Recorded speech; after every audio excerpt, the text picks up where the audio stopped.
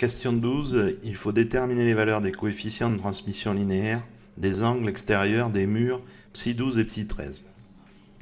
Alors pour faire ce calcul, il faut que vous alliez sur le DR6. Donc sur ce DR6, vous avez ici deux tableaux qui vous permettent de répondre. Le premier tableau pour le ψ12, le deuxième pour le ψ13. Il faut que vous marquiez le numéro du paragraphe, que vous mettiez le schéma représentant le pont thermique que vous allez trouver sur le fascicule 5, la page du fascicule, et ensuite les hypothèses de travail, c'est-à-dire les différentes épaisseurs des couches qu'on vous demande dans le fascicule 5. Alors comment faire une recherche? D'abord, il faut regarder les plans.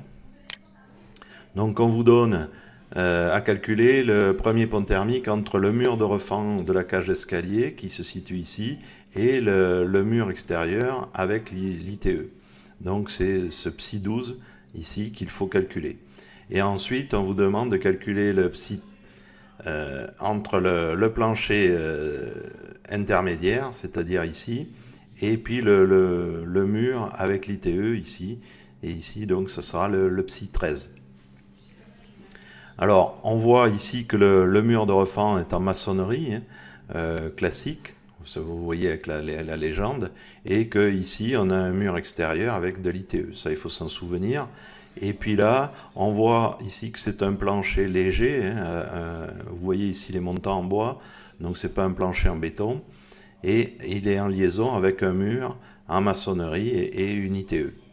Une fois qu'on a remarqué ça, on prend le fascicule 5, voilà, et on fait sa recherche déjà dans le sommaire. Alors dans le sommaire, on regarde le paragraphe, il y a ITI, ITE, donc nous c'est avec ITE.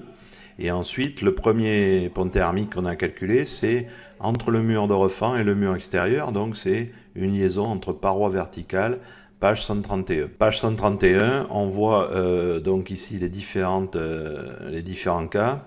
Donc on retrouve là notre cas, c'est-à-dire le mur extérieur ici avec le mur de refend, on appelle ça une liaison en T, et on voit que c'est page 133. Donc je vais page 133, et là on voit donc dans ce schéma-là, on voit bien un mur en maçonnerie avec tout type de mur pour le mur extérieur et puis notre ITE. Et il nous faut, vous allez lire donc la valeur du pont thermique dans ce tableau.